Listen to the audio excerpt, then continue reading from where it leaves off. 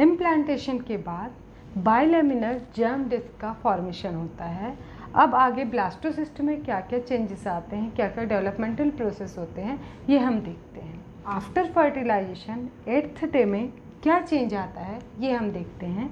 तो यहाँ देखते हैं हम जो यूटेराइन एपिथेलियम था जिसमें ग्लैंड्स पाए जाते हैं, वो ग्लैंड्स काफ़ी वस्कुलर हो जाते हैं और इन ग्लैंड्स में ग्लाइकोजन और म्यूकस का सिक्रेशन बढ़ जाता है। अब इसके अलावा हम देख रहे हैं जो ब्लड वेसल्स थी वो काफ़ी मात्रा में इम्प्लांटेड एम्ब्रियो के आसपास बढ़ जाती हैं। अब ये स्ट्रोमा रीजन है वो काफ़ी वस्कुलर हो चुका रहता है। इम्प्लांटेशन की प्रोसेस में हमने देखा था कि जो एम्ब्रियो था उसमें बाहर में ट्रोफोब्लास्ट की लेयर्स थी और उसके बाद इनर सेल मास बीच में एक जगह पर एक्यूमुलेटेड थे। जो ट्रोफोब्लास्ट की लेयर थी सेलुलर, ये ट्रोफोब्लास्ट की लेयर दो पार्ट्स में डिवाइड हो जाती है, सिनजाइजियोट्रोफोब्लास्ट और साइटोट्रोफोब्लास्ट। सिनजाइजियो टर्म का मतलब होता है कि जो सेलुलर मेम्ब्रेन है वो डिसअपियर हो जाते हैं और जो न्यूक्लियस है वो एक साथ आ जाते हैं, तब मल्टी न्यूक्लियर स्ट्रक्चर फॉर्म होता है। इसे हम कहते हैं सिनजाइजियोट्रोफोब्लास्ट। इसके बाद हम देखते हैं जो ट्रोफोब्लास्ट की दूसरी लेयर फॉर्म होती है जिनमें यूनिन्यूक्लिएटेड सेल्स पाए जाते हैं, इन्हें कहते हैं साइटोट्रोफोब्लास्ट।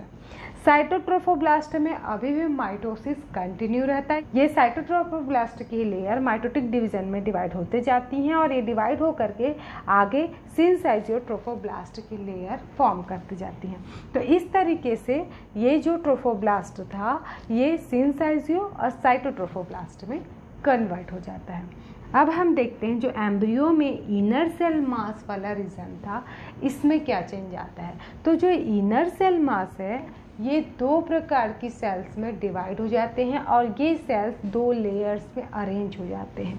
ऊपर की तरफ कॉलमनार बड़ी बड़ी सेल्स अरेंज हो जाती हैं और इसे एपीब्लास्ट लेयर कहते हैं, और नीचे की तरफ छोटी छोटी क्यूबॉइडल सेल्स अरेंज हो जाती हैं और इन्हें हाइपोब्लास्ट कहते हैं। तो इस तरीके से इनर सेल मास दो लैमिना में डिवाइड हो गया, एपीब्लास्ट और हाइपोब्लास्ट। अब कुछ समय बाद ये जो लेयर्स फॉर्म हुई हैं वो डिस्क के शेप में अरेंज हो जाती हैं और यहाँ पर दो डिस्क फॉर्म हो जाते हैं, बाइलैमिनर जर्म डिस्क का फॉर्मेशन हो जाता है। ऊपर की लेयर एपीब्लास्ट की होती है जो कॉलमनार शेप की सेल से बनती हैं और नीचे की तरफ हाइपोब्लास्ट जो क्यूबॉइडल सेल से बनती है। बाइलैमिनर जर्म डिस्क के फॉर्मेशन के साथ ही एक और चेंज आता है, जो एपीब्लास्ट की सेल्स साइटोट्रोफोब्लास्ट के कांटेक्ट में रहती हैं। अगर इसे हम बॉल लाइक स्ट्रक्चर देखें तो बॉल में जो सेल्स जो ऊपर की तरफ कांटेक्ट में है साइटोट्रोफोब्लास्ट के, उन सेल्स में कुछ सेल्स एम्नियोब्लास्ट में कन्वर्ट हो जाती हैं और अब ये सेल्स जो एपीब्लास्ट की हैं थोड़ा चिपकने लगती हैं। अब यहाँ पर एक प्रकार का कैविटी फॉर्म हो जाता है और इसे कहते हैं एमनियोटिक कैविटी। तो इस प्रकार से अब यहाँ पर एमनियोटिक कैविटी बन जाती है और जो सेल्स एपीब्लास्ट की कांटेक्ट में है साइटोट्रोफोब्लास्ट के, जो एमनियोब्लास्ट कहलाती हैं, वो सेल्स धीरे धीरे फ्लूइड सिक्रेशन स्टार्ट कर देती हैं और ये फ्लूइड यहाँ पर जो एमनियोटिक कैविटी में भर जाता है, इसे हम कहते हैं एमनियोटिक फ्लूइड। तो इस प्रकार से अब यहाँ पर एक कैविटी फॉर्म हो जाती है। मीन्स डे 8 में हम अगर देखें तो यहाँ पर ट्रोफोब्लास्ट दो लेयर्स में डिवाइड हो गया, इनर सेल मास दो लेयर्स में डिवाइड हो गया, एमनियोटिक कैविटी का फॉर्मेशन हो गया और ब्लास्टोसिल है। इस प्रकार से चेंजेस 8th डे में आते हैं। अब फर्टिलाइजेशन के 9th डे में क्या चेंजेस होते हैं देखते हैं हम।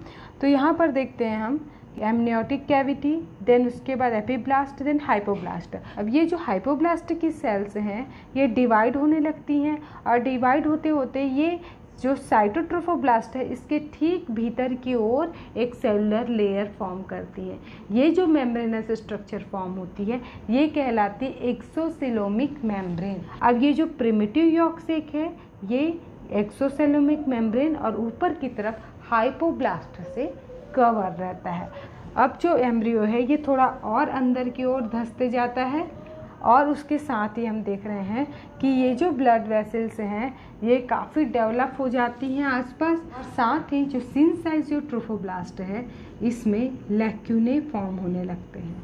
तो इस तरीके से अब जो 9th डे में मेजर चेंज है वो सिनसाइजियो ट्रोफोब्लास्ट में लैक्यूने का फॉर्मेशन, ब्लड वेसल्स का और ज़्यादा कवर कर लेना एम्ब्रियो को, ग्लैंड्स का सिक्रीशन बढ़ जाना, और जो हाइपोब्लास्ट की सेल्स हैं उनके द्वारा एक्सोसिलोमिक मेम्ब्रेन का फॉर्मेशन करना होता है और प्रिमिटिव यॉर्क सेक का इस तरीके से एक्सोसिलोमिक मेम्ब्रेन और हाइपोब्लास्ट से कवर हो जाना होता है।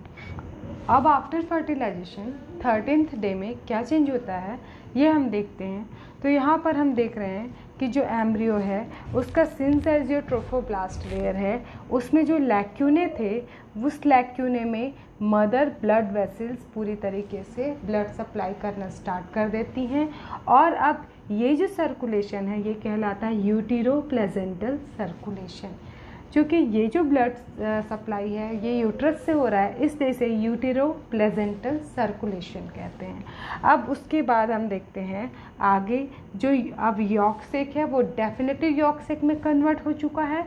अब एक्सोसिलोमिक मेम्ब्रेन और साइटोट्रोफोब्लास्ट के ठीक बीचों बीच कुछ सेल्स और फॉर्म होने लगती हैं, ये यॉर्क सेक से फॉर्म होती हैं, और ये सेल्स जो फॉर्म हो रही हैं ये कहलाती हैं एक्स्ट्रा एम्ब्रियोनिक मेसोडर्मल सेल्स। तो एक्स्ट्रा एम्ब्रियोनिक मेसोडर्मल यानी ये एम्ब्रियो के मेसोडर्म से इसका रिलेशन नहीं है, ये एम्ब्रियो का कोई लेयर्स फॉर्म नहीं करेंगी, ये एक्स्ट्रा एम्ब्रियोनिक हैं। अब ये जो एक्स्ट्रा एम्ब्रियोनिक मेसोडर्मल सेल्स हैं ये कंटिन्यू डिवाइड होने लगती हैं और बीच में इनके कैविटी फॉर्म होने लगती है। ये कैविटी बाद में कंटिन्यूअस हो जाती है और कहलाती है कोरियोनिक कैविटी। अब कोरियोनिक कैविटी के फॉर्म होने के साथ ही जो एक्स्ट्रा एम्ब्रियोनिक मेसोडर्मल सेल्स हैं ये 2 लेयर्स में डिवाइड हो गई। जो भीतर की तरफ जो लेयर होती है एक्स्ट्रा एम्ब्रियोनिक मेसोडर्म की वो कहलाती है एक्स्ट्रा एम्ब्रियोनिक स्प्लैंक्निक मेसोडर्म, और जो लेयर बाहर की तरफ होती है ये कहलाती है एक्स्ट्रा एम्ब्रियोनिक सोमैटिक मेसोडर्म। तो इस प्रकार से अब कोरियोनिक कैविटी फॉर्म हो गया, एक्स्ट्रा एम्ब्रियोनिक मेसोडर्म 2 लेयर्स में डिवाइड हो गई। अब इसके साथ ही जो कोरियोनिक कैविटी है केवल एक जगह पर ये कंटिन्यूस नहीं हो पाता है, और ये पर्टिकुलर जो प्लेस जहाँ पर कोरियोनिक कैविटी कंटिन्यू नहीं है ये प्लेस कहलाता है कलेक्टिंग स्टॉक। तो इस प्रकार से 13th डे में जो चेंजेस आते हैं उनको एक बार हम देखें तो यूटेरो प्लेजेंटल सर्कुलेशन स्टार्ट हो चुका है, एक्स्ट्रा एम्ब्रियोनिक मेसोडर्मल लेयर बन गई हैं, और एक्स्ट्रा एम्ब्रियोनिक मेसोडर्मल लेयर के डिवाइड होने के कारण कोरियोनिक कैविटी फॉर्म हो गई है। यॉर्क सेक डेफिनेटिव यॉर्क सेक में कन्वर्ट हो चुका है, और इसके साथ ही जो एम्ब्रियो है उसमें कनेक्टिंग स्टॉक का फॉर्मेशन भी हो चुका है। तो इस प्रकार से चेंजेस आते हैं और बाइलैमिनर जर्म डिस्क है इस तरीके से प्रोलिफरेट होते जाती है, डिवाइड होते जाती है। अब इसके बाद नेक्स्ट वीडियो में हम देखेंगे ट्राइलैमिनर जर्म डिस्क का फॉर्मेशन कैसे होता है, गैस्ट्रुलेशन की प्रोसेस कैसे होती है।